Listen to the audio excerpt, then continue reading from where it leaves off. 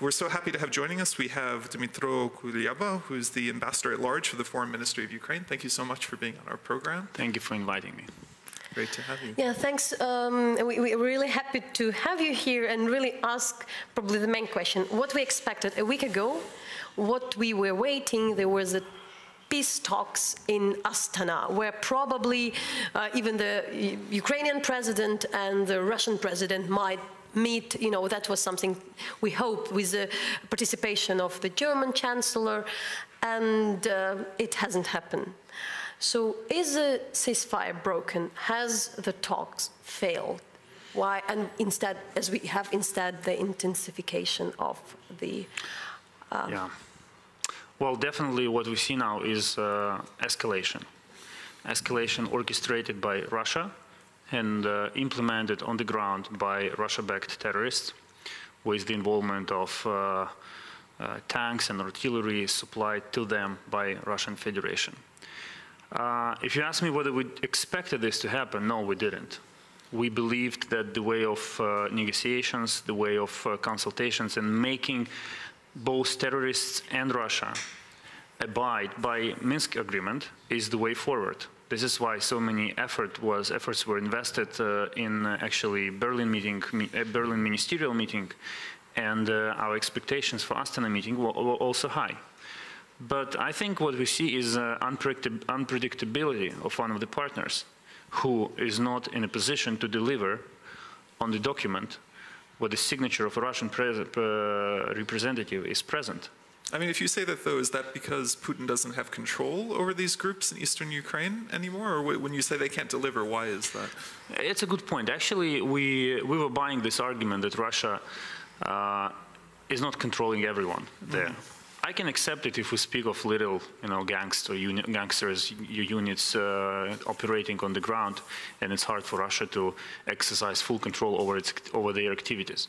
But with the airport, it's completely different, because we saw Mr. Zakharchenko personally actually leading the offensive on airport, and there are no doubts that Mr. Zakharchenko is not an independent figure and implements instructions coming from abroad.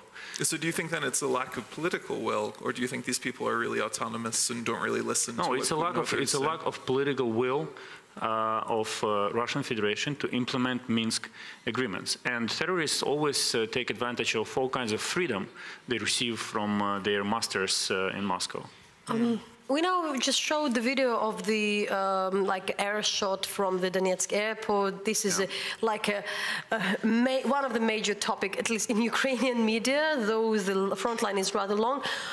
Why? Why there is so much force involved in that? Why it's so important? Because we know the airport itself isn't really existing any longer. I've been there maybe less than half a kilometer of there. There are many people living still in the area. The fight is intense, but we don't understand why.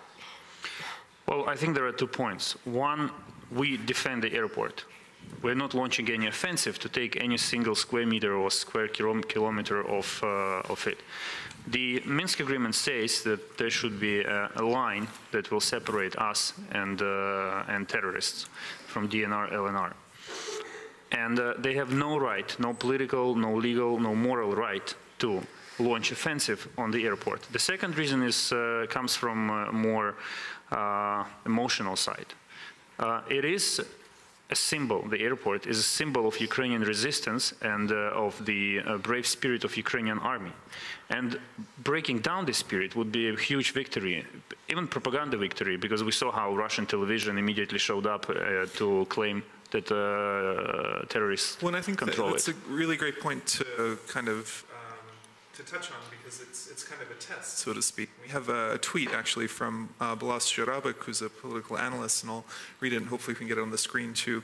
But it says that given Poroshenko declared not to give up Donetsk Airport, the fight will likely turn to a test for him as Ukraine's commander-in-chief. And the question is, as Nataliya had alluded to, the usefulness of the airport is questionable. There are other airports that are needed there, but it's become a symbol. I was in Donetsk as well, the separatists, for them it's a sign of Ukrainians being very close to the city for Ukrainians, it's a key position and one that also has a lot of value. So if this is a big test for Poroshenko, what does it mean and how is he doing? I think he's doing well, given that we actually counterattacked and allowed our cyborgs, our defenders of the airport, to evacuate. Now, who are the cyborgs? Because maybe not all of our viewers know. Sorry. Cyborgs are Ukrainian soldiers who defend the airport in Donetsk, and they operate in extremely hard conditions. They are always attacked, and it's not only physical infantry attacks, but they're shelled, and tanks are attacking the airport to destroy the entire building, which is almost non-existent at this point. But at the same time, like in the area around, because of this intense fight, and also in Donetsk, we on a daily basis these days receive the information about some civilian casualties. And when you talk to the people on the ground, they don't understand why, for what, because, you know, this fight really, this type of battle, as we have, because, you know, the all heavy artillery is used, it's always bring casualties. The understanding that how you're gonna to build the peace talk with first this, you know, somehow the position of the civilian, at the same time with this intense fire. What would be the point of the first negotiation? Will there be the first negotiation with the Kremlin, or, I don't know, with these so-called rebel republics? What is the next step, at least on the diplomacy level? Well, regrettably, civilians are the first victims of any conflict in any country. That's unavoidable. Negotiations will continue. We will not break up our connections, our conversations with Russians, because, as President Poroshenko rightly put it on a couple of occasions, there is no military solution to this conflict. It should be political military solution. That is a question. Yeah. That's what the question that people on the ground ask, you know. They ask, like, we want the political solution, but can there be both at the same time, the fight and the non-military solution? We want political solution as well, and we were the most committed side to it. We did not launch an offensive on Donetsk Airport. We will be happy, and if ceasefire regime will be implemented, and we can sit at the table and actually contain the whole conflict to negotiations. That's our strategy. We want the only conflict to be taking place at the table between different delegations. And militaries just control the line that divides them. So what does it mean now? I mean, you know, we talk about the table, the importance of negotiating, saying that there has to be a political solution means people have to come together, and that wasn't working out. And we've been, you know, paying a lot of attention to Volnovakha, where these people who were in a bus were hit and killed. And, you know, I think maybe not everyone is aware. Part of your job is, as I understand it, is to improve communications with the Ukrainian embassies and all of that abroad to make sure the message gets out. And over this week, you know, we've had this hashtag, Je suis Volnovakha, kind of connecting it to France and Je suis Charlie. And I think we have a tweet as well, you know, there was a large protest in Kyiv today where Poroshenko was there and also Yatsenyuk, and they were holding the signs and they were identifying and they were trying to make this connection. And what relevance does this have? Is this another test? Is it a key moment? When, you know, people hold this sign, when Poroshenko holds the sign, what does it mean? What do they want? What are they pushing for? I think today's demonstration was extremely important for domestic situation, for domestic politics, because it demonstrated that people are united and people are not tired of defending their country and the values they stand for. Because after a very exhausting year of revolution, economic problems, war in Donbass, people are still strong enough to walk out and say, this is our position. And this is also a message for Eastern Ukraine, because people here demonstrate, here in Kyiv and other cities, demonstrate that they do care for Ukrainians living in Eastern Ukraine and controlled by terrorists. The connection with Charlie Hebdo and France was more like a follow-up event to link them together, you're right. And we believe it was rather successful as in the existing circumstances and in context. We saw ambassadors coming to joining the march. Were you involved with that at all, with organizing it or setting it up? Well, the government officially supported the campaign, Je suis Volnovakha, and definitely embassy. We communicated with foreign embassies in Ukraine, with our international partners, and they saw that this is the official government request, a government initiative to do so. And seeing ambassadors, you know, practically foreign ambassador participating in a domestic rally is kind of not the most classic diplomatic way. Also shows a lot of internet savvy, especially for Ukrainian diplomats who in the past have been criticized for being more reserved and maybe less accessible. But, you know, there's also been criticism that the two situations are maybe not analogous. I mean, you have what's functionally an active war going on in eastern Ukraine. Now, and in Ukraine, obviously, they call the people who are there, who in Western media are usually called Russian-supported or backed separatists. In Ukraine, they're called terrorists outright. But they seem to be, you know, a different kind of terrorist from what you had in Paris, who went in, attacked a building, you know, are operating in very small units in small areas. I mean, do you see a difference there, or are the situations completely the same? No, I personally do see a difference, but we are a democracy, so we can discuss all kind of different views and approaches to this or that event. What is important here is that public opinion accepts this tragedy in Volnovakha as something very similar to what happened in Paris. Because both these things are about values. At the core of it, there are values. Freedom of speech in France, and security, dignity is actually the essence of our conflict with terrorists and Russia at this point. I think we have to, you know, see it as a two-track event. One is a public opinion that accepts this parallel, and another one is more sophisticated intellectual debate on whether this should or should not be compared. I mean, France and Ukraine. I talked to many bus drivers who do this usual everyday route from Luhansk to which is under separatist control to the Ukrainian controlled territory, and they are in danger of shelling for the last months. So there it doesn't feel for them, it might be a bit not surprising but different, because that's the reality they are living within the months. But what is new and what is hard to understand for the people, there would be this new regime where there would be just 7 checkpoints all over the whole territory around the separatist control area where the people can cross the checkpoints. It's a very long line, and there is a lot of confusion and misunderstanding why it happens, why it's necessary. Is it a blockade? I mean, there would be, I know that there is some particular regime that you can have an access, you can have a document to cross, but is it a kind of creating a border? Why it happens? Why these decisions are taken? Well, this is definitely not a foreign policy agenda issue, because if I start commenting it, it will indicate that we do consider it as a border, which is not the case. Our border, there is only one border, and this is the border between Ukraine and Russia. There is no border between Donetsk and Lugansk. The solution that was agreed in Minsk, and it's written in Minsk agreement, is to have a line that separates two forces. This is the point, and the only purpose of having this line is to ensure ceasefire, to ensure that everyone controls its piece of land. But this is not an administrative border, this is not a state border, this is not a border at all.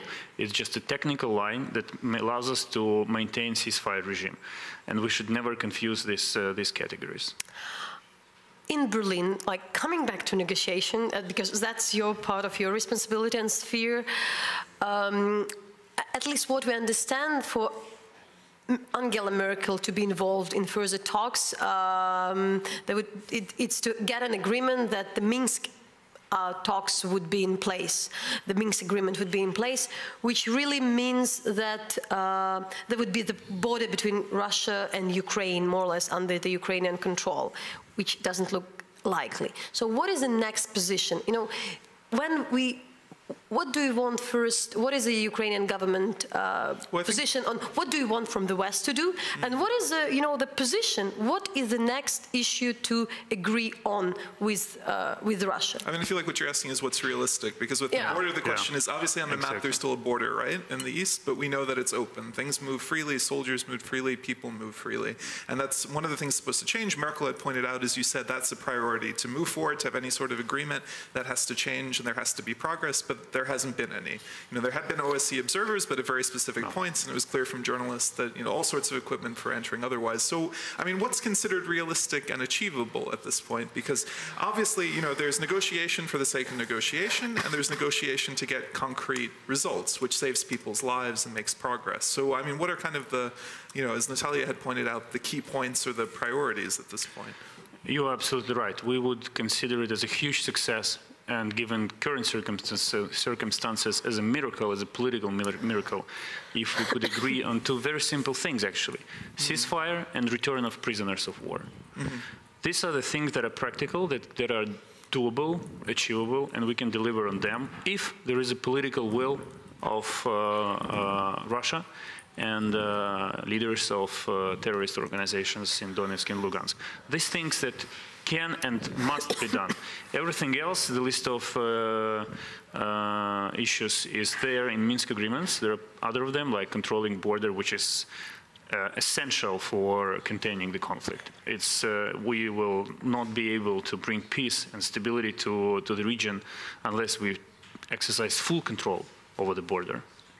But this is definitely more long-term and more complicated task for us. So the last for me then, if the talks in that way doesn't work, and because there were a lot of talks and hopes on Western sanctions